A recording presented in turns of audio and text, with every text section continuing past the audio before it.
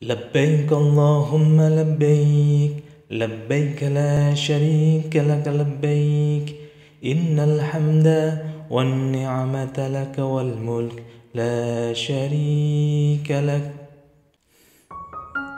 Labbaik Allahumma labbaik. Sahabat-sahabat Dialog Maya, tahukah kita saat kita mengucapkan kalimat talbiyah penuh dengan kesadaran itu, sebenarnya kita merespon panggilan Tuhan yang selama ini kita abaikan dan kita tidak dengarkan di dalam hati kita. Setiap hari, bahkan setiap saat, Allah dan Rasul-Nya melalui hati kita ini memanggil-manggil kita, memberikan nasihat, memberikan inspirasi, memberikan tuntunan, dan memberikan kelimpahan batin. Tapi ternyata kita tidak mau mendengarkannya. Nyatanya manusia lebih tertarik untuk merespon panggilan dunia. Nyatanya manusia lebih tertarik untuk merespon panggilan hawa nafsunya, panggilan syahwatnya, panggilan amarahnya, dan panggilan egonya. Padahal jika kita merespon panggilan Allah dibanding dengan panggilan dunia, panggilan syahwat kita maupun panggilan amarah dan sebagainya itu, hati kita akan dihidupkan, akan selalu dijaga oleh Allah. Sebagaimana firman-Nya dalam surat Al-Anfal ayat 24 dikatakan, Bismillahirrahmanirrahim, Ya ayyuhalladzina amanu stajibu lillahi walirrasuli idza da'akum lima yuhyikum. Wahai orang-orang yang beriman, responlah atau penuhilah seruan Allah dan Rasul-Nya. Karena jika kita merespon seruan Allah dan Rasul-Nya saat Allah itu menyeru lewat hati kita itu, lima yuhyikum, maka hati itu akan terus dihidupkan. Panggilan Allah itu akan menghidupkan hati kita, menghidupkan pikiran kita, menghidupkan imajinasi kita, dan menghidupkan seluruh kehidupan lahiriah kita juga. Tapi sebaliknya, jika kita merespon panggilan dunia, kita merespon panggilan syahwat kita, nafsu kita, tipu daya kita, amarah, dan ego-ego yang berkuasa itu, maka konsekuensinya adalah hati akan menjadi gelap. Dan lama-kelamaan hati itu akan tertutup dari cahaya Tuhan. Inilah yang disebut hati yang kafir, hati yang tertutup. Nah, saat kita tergerak atas panggilan Allah itu dan panggilan Rasul-Nya melalui qalbu kita dengan penuh kesadaran, respon panggilan itulah yang disebut sebagai haji. Jadi saat kita mengucapkan labbaik Allahumma labbaik, wahai Allah, aku datang, aku merespon panggilan Engkau ya Allah. Untuk itulah haji dalam bahasa Arab itu dimaknakan sebagai al-qasdu, yang maknanya adalah menyengaja penuh dengan kesadaran ini untuk memenuhi panggilan Allah. Saya ulangi lagi, haji itu adalah al-qasdu, yang maknanya adalah menyengaja dengan penuh kesadaran hati ini untuk memenuhi panggilan Allah. Artinya haji itu untuk siapa? Yang dihajikan itu sebenarnya siapa? Ya Allah. Karena Allah yang memanggil kita dan kita merespon atas panggilan Allah. Contoh sederhananya, dalam kehidupan kita, sehari-hari kita itu, hati kita selalu memanggil-manggil kita untuk berbuat baik. Hati kita menginspirasi kita untuk terus berkreativitas, antusias, menginspirasi kita untuk kerja keras. Tapi di satu sisi, kita tergoda oleh panggilan-panggilan kemalasan kita. Kita tergoda oleh panggilan hidup yang berada dalam comfort zone. Kita tergoda oleh panggilan-panggilan yang membuat kita mencemaskan masa depan dan terseret pada masa lalu. Nah, panggilan-panggilan ini yang membuat kita tergoda itu sebenarnya menghalangi kita atas panggilan Tuhan. Untuk itu, kita harus fokus terhadap apa dan sebenarnya siapa yang seharusnya kita respon. Apakah kita merespon panggilan Allah, panggilan hati, atau kita merespon panggilan jiwa-jiwa kehewanan maupun jiwa kesetanan kita semata, sehingga kita jatuh dalam seburuk-buruk makhluk hidup. Dalam firman Allah dikatakan, Inna syarrat dawabi indallahi summul bukmul ladina la yaqilun. Sesungguhnya makhluk atau binatang yang seburuk-buruk di sisi Allah adalah orang-orang yang tuli, orang-orang yang bisu, orang-orang yang tidak menggunakan akalnya. Ayat ini Allah ingin mengatakan bahwa keutamaan dan keluhuran manusia itu ada dalam kemuliaan instrumen akal maupun kolbu yang dimilikinya. Jika manusia sudah tidak menggunakan akal dan kolbunya, maka dia itu lebih rendah derajatnya daripada makhluk yang lain. Oleh karena itu, tujuan dalam ibadah haji itu adalah kita sengaja menuju kepada sesuatu yang luhur. Kita sengaja untuk menuju pada sesuatu yang agung. Makanya haji ataupun umroh itu dikatakan qasdus syai'il mu'azzam. Jadi menuju pada sesuatu yang agung. Qasdu baitillahil haram. Menuju rumah Tuhan yang suci dan mulia itu. Qasdullahi azza wa jalla. Yaitu menuju pada Allah yang azza, yang luhur dan mulia. Pertanyaan kemudian adalah, jika yang kita tuju itu sesuatu yang sangat agung, sesuatu yang suci, sesuatu yang mulia, Allah itu sendiri, bagaimana cara kita bisa sampai pada tujuan yang luhur itu? Caranya tentu sangat mudah. Tanggalkan semua hal-hal yang tidak menjadikan kamu suci. Tanggalkan semua kotoran-kotoran batin yang selama ini mengotori kesucian dan kemurnian hati kita. Dan tanggalkan segala sesuatu selain Allah di hatimu. Memang jawabannya terkesan mudah, tapi dalam menjalaninya ini yang sulit, sangat sulit. Pelaksanaannya ini sangat sulit. Untuk itu Allah memberikan tuntunan dan sarana melalui ritual haji yang penuh simbol dan makna. Mungkin dalam video yang singkat ini saya tidak membahas haji maupun umrah secara detail, tapi jika sahabat-sahabat Dialog Maya ingin membahas detail tentang umrah maupun haji, bisa melalui kajian yang diselenggarakan oleh Dialog Maya. Baik, kita lanjutkan. Nah, untuk mencapai kesucian dan keagungan diri itu, tujuan yang mulia itu, kita harus menyusuri ruang demi ruang batin kita, agar kotoran-kotoran yang selama ini menghinggapi batin kita, mengotori batin kita itu bisa satu persatu diteliti dan dibersihkan. Cara yang pertama dalam ritual umroh maupun haji itu adalah miqat. Apa sih miqat itu? Miqat itu adalah batas akhir di mana tempat kita itu berasal dengan batas di mana kesucian itu akan kita masuki. Contohnya, kalau kita mau memasuki rumah suci, contohnya adalah masjid, pasti di situ ada yang namanya tulisan batas suci, area suci. Jadi ketika kita mau memasuki ruangan yang suci, masjid atau tempat ibadah yang lain, kita itu harus melepaskan segala sesuatu yang tidak suci. Nah, itu namanya miqat. Makanya di dalam miqat itu kita dalam ibadah umroh maupun haji itu ada prosesi yang namanya ihram. Ihram berarti menanggalkan segala sesuatu yang tidak suci. Kita tanggalkan dulu karena kita mau memasuki rumah yang suci, tanah yang suci, tanah haram, tanah yang mulia. Segala sesuatu yang tidak mulia, segala sesuatu yang tidak suci, disitulah kita mulai tanggalkan. Dengan melalui ihram, sebenarnya kita menanggalkan semua pakaian keduniawian kita. Kita ganti dengan pakaian kebesaran Tuhan. Apa pakaian kebesaran Tuhan itu? Yaitu jubah kefakiran. Jubah kefakiran di hadapan Allah. Di mana di hadapan Allah, kita itu sebagai hamba yang fakir. Yang kita bawa adalah ketakwaan. Ingat dalam sebuah ayat dikatakan, Inna akramakum indallahi atqakum.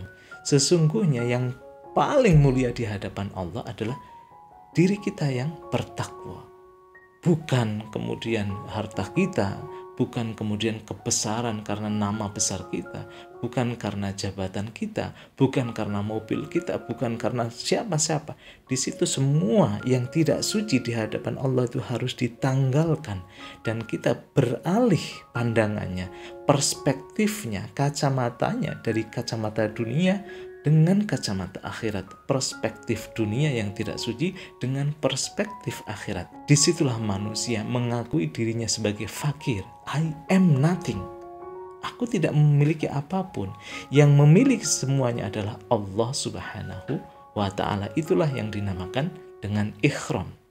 Ingat, ada mikot dulu di mana kita sadar demarkasi antara yang tidak suci dengan yang suci, yang profan dengan yang sakral. Jadi kalau mau memasuki sesuatu yang sakral, yang profan, semuanya harus ditanggalkan satu persatu.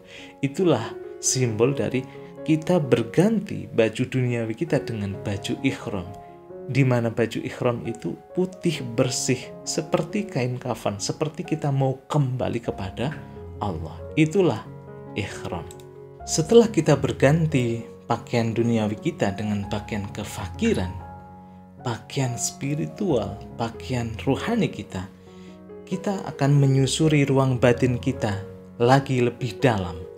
Nah, di situ kita akan mendapati bahwa sehari-hari kesadaran kita, pikiran kita, perasaan kita, emosi kita, amarah kita, dan semuanya itu ternyata selama ini berputar-putar atau kita sebut sebagai tawaf.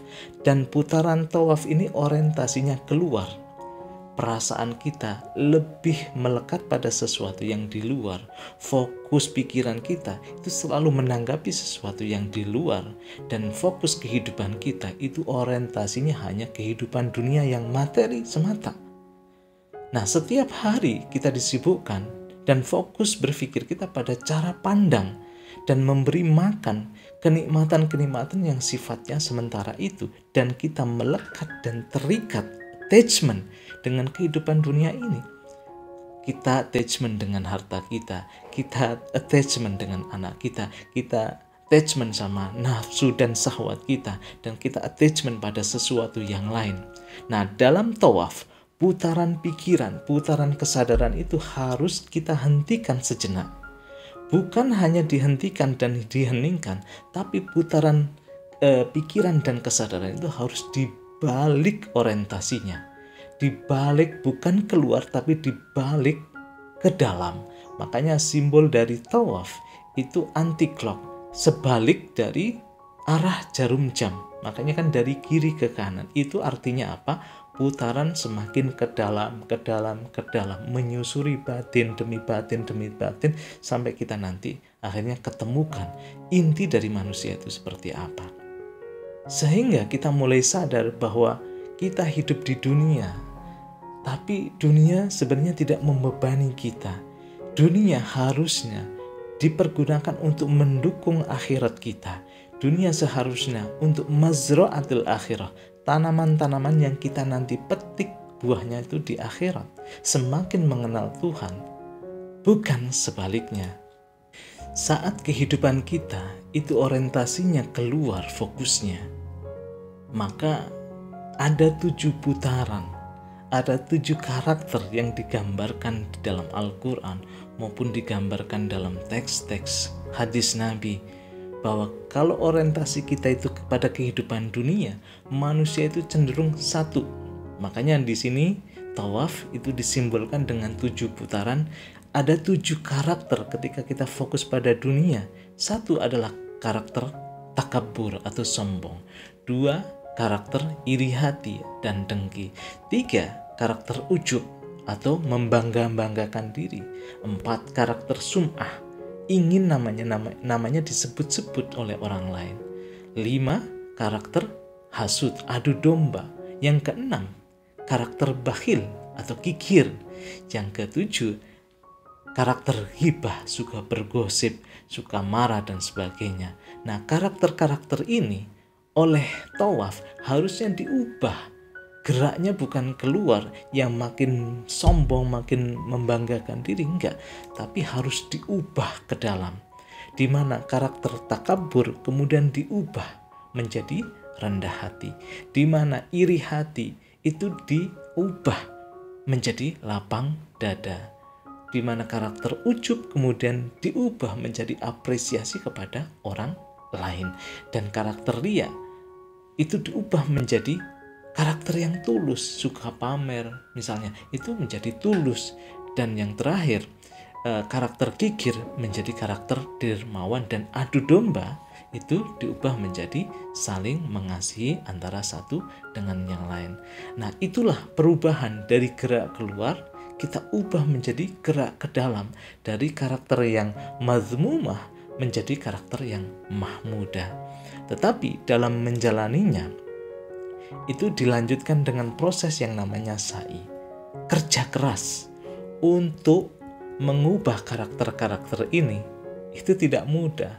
Makanya prosesi yang namanya sa'i, yang berasal dari bahasa Arab bermakna kerja keras atau berupaya, berpindah, sibuk, ikhtiar, mencari jalan keluar dan sebagainya. Nah, sa'i ini itu adalah upaya kita, kerja keras kita untuk mengubah bad character atau karakter buruk itu menjadi karakter yang baik. Tentu perlu perjuangan. Nah, sa'i inilah sebenarnya simbolnya bagaimana kita berjuang. Simbol dari perjuangan itu apa?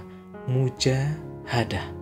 Ada satu kesungguhan batin yang luar biasa, karena karakter-karakter yang buruk ini sudah mulai nempel di dalam batin kita, sudah menjadi karakter atau sudah menjadi malakah, menjadi diri kita. Makanya untuk mengubahnya itu kan perlu perjuangan. Inilah simbol sa'i yang disimbolkan oleh Siti Hajar ketika dia mendaki, mencari mata air kehidupan, mendaki ke Bukit Sofa, nggak ada airnya, kemudian balik lagi ke Marwah, nggak ada airnya, bolak-balik dari Sofa ke Marwah, akhirnya dia stay. Ternyata mata air kehidupan itu saya dapatkan ketika saya diam. Di situ Nabi Ismail mengajari untuk menghentak-hentakkan kakinya, dan disitulah muncul yang namanya mata air kehidupan sebagai simbol dari keberlimpahan yang namanya adalah air Zam-Zam. Air Zam-Zam maknanya adalah air keberlimpahan, di mana ketika orang sudah mulai mujahadah, di mana ketika orang itu sudah mulai melakukan proses riyadhah, latihan-latihan batin dengan disertai kerja keras, mujahadah, kesungguhan hati. Ketika itu terus dilakukan, maka mata air kehidupan yang selama ini tertutup di dalam hati kita karena ada karakter-karakter negatif itu, dengan kesungguhan hati akhirnya tembus juga. Akhirnya batin yang selama ini terhijab akhirnya terbuka. Nah, itulah makna dari sa'i, di mana kerja keras kita, simbol dari riyadhah kita, simbol dari mujahadah kita, itu akhirnya mengantarkan kita kepada step berikutnya, di mana batin itu sudah mulai sedikit terbuka. Itu yang namanya sa'i. Proses selanjutnya itu adalah tahallul. Tahallul ini maknanya adalah melepaskan atau membebaskan, rilis. Membebaskan diri dari apa? Dari ikatan-ikatan yang selama ini atau attachment selama ini membelenggu kita. Tadi saya ulangi bahwa ketika kita tidak sadar, tidak menyadari kehidupan yang batin, perhatian kita kan selalu pada dunia luar, selalu pada dunia harta benda kita, sehingga semuanya itu menyebabkan kemelekatan atau attachment. Nah, setelah ada sa'i, kemudian kerja keras, latihan, riyadhah, mujahadah dan sebagainya, akhirnya kita sampai pada satu tahap, yaitu tahallul. Selama ini kita terikat oleh nikmatnya kehidupan dunia, kita terikat oleh attachment terhadap anak, terhadap istri, atau terhadap apapun juga yang kita miliki. Nah, dengan latihan yang sungguh-sungguh, riyadhah yang sungguh-sungguh, mujahadah yang sungguh-sungguh itu, ikatan-ikatan itu ternyata sudah mulai lepas. Ikatan-ikatan itu ternyata sudah mulai terbebas dari diri kita. Akhirnya karakter-karakter buruk yang selama ini membelenggu hidup kita itu terbebas bebas atau terlepas dari, itulah yang namanya tahallul, di mana kita itu bisa rilis terhadap segala sesuatu yang mengikat kita, masa lalu kita, pikiran-pikiran jahat kita, masa depan kita yang selalu kita khawatirkan. Kita itu tiba-tiba bisa melepaskan diri dengan cara apa? Riyadhah dan dengan cara mujahadah. Baru kemudian setelah prosesi tahallul yang kemudian nanti disimbolkan dengan memotong rambut, memotong sebagian rambut itu simbol bahwa ikatan itu dilepas.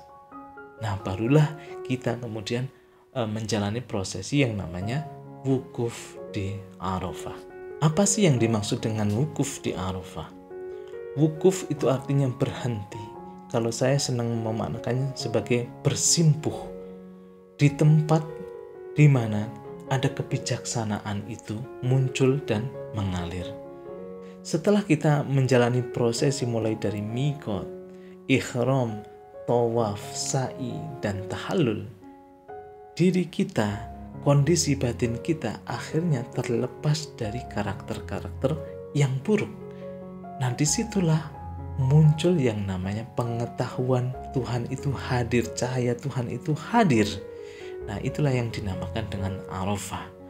Arafah sendiri itu berasal dari kata Arafah yang masdarnya itu Arafah atau irfan. Maknanya adalah pengetahuan. Maknanya adalah cahaya pengetahuan itu hadir di dalam batin kita.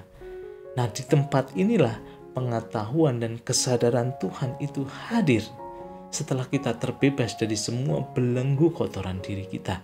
Dan inilah yang dinamakan sebagai enlightened people. Manusia yang sudah tercerahkan, manusia yang sudah merealisasikan kebenaran, manusia yang sudah merealisasikan Tuhan di dalam dirinya. Dia sudah bertemu dengan Tuhannya. Itulah simbol dari wukuf di Arafah. Dia sudah sadar pada Tuhan karena Tuhan telah menyingkapkan rahasia-rahasianya. Karena selama ini ego, selama ini hijab-hijab yang menutup dirinya itu sudah terangkat, sudah rilis. Disinilah manusia itu mendapatkan keutuhan dirinya. Manusia mendapatkan kesejatian dirinya. Makanya pada hari Arafah maupun hari Tarwiyah kita kan disunahkan untuk puasa. Dengan puasa itu sebenarnya sama halnya orang-orang yang menjalani prosesi haji, kita disuruh untuk riyadhah. Agar apa? Agar semua kotoran-kotoran batin ini bisa rilis. Semua kotoran-kotoran batin ini hijabnya terangkat dan yang hadir adalah cahaya Tuhan.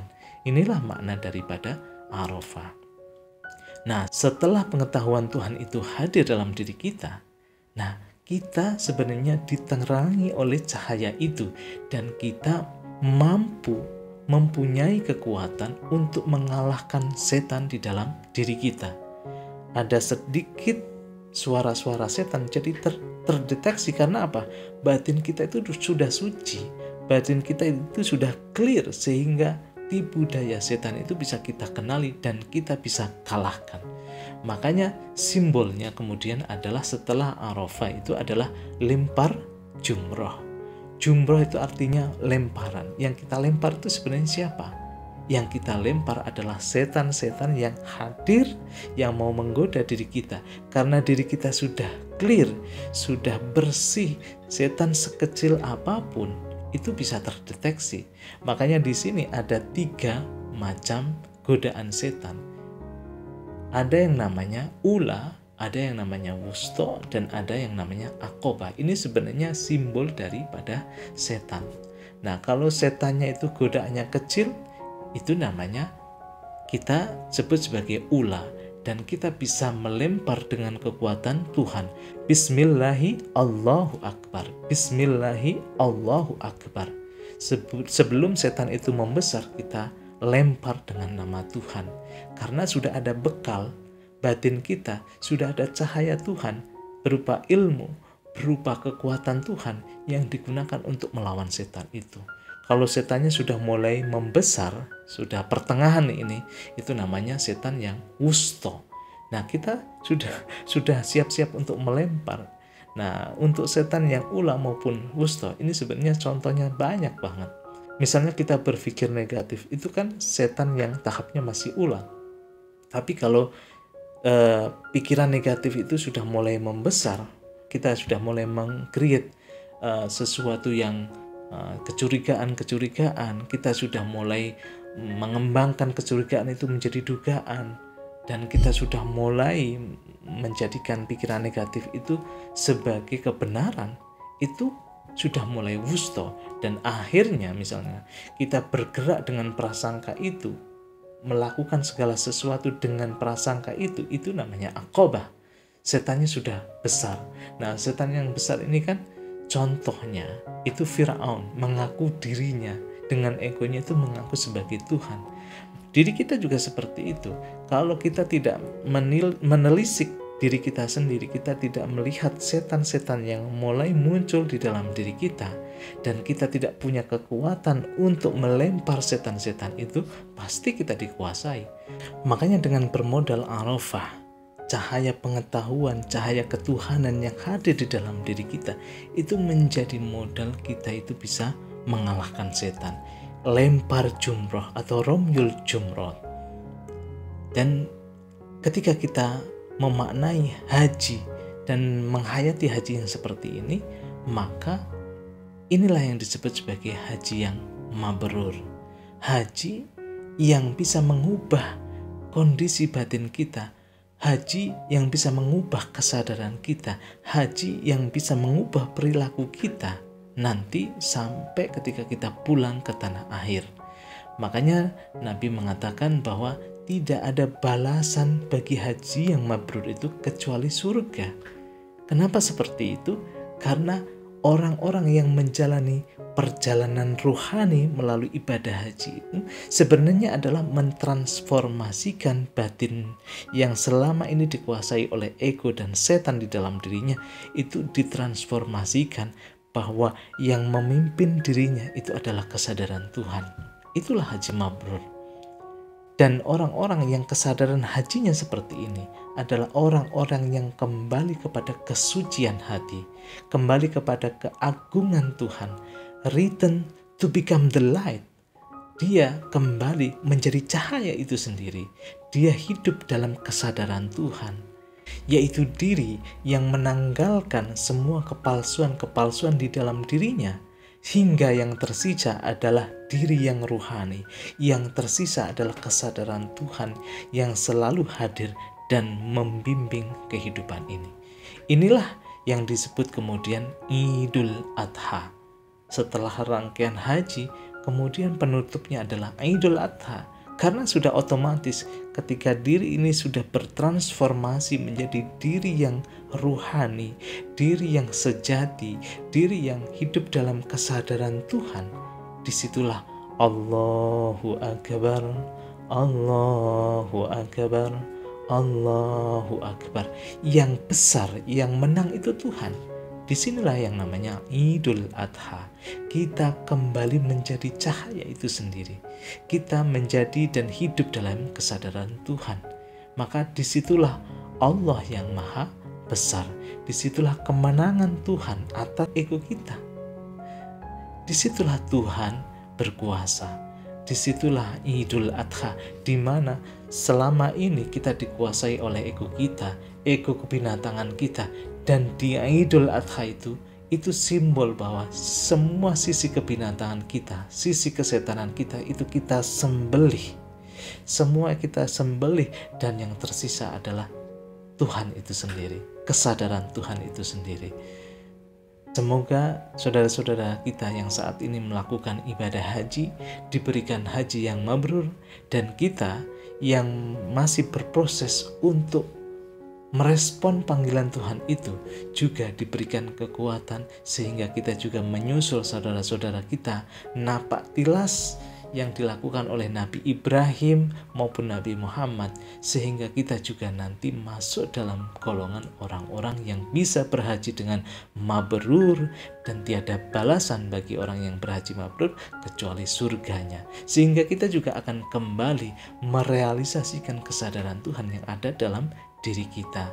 Allahu Akbar, Allahu Akbar, walillahilham. Sekian dulu, insya Allah nanti kita akan sambung dengan kajian-kajian berikutnya. Assalamualaikum warahmatullahi wabarakatuh.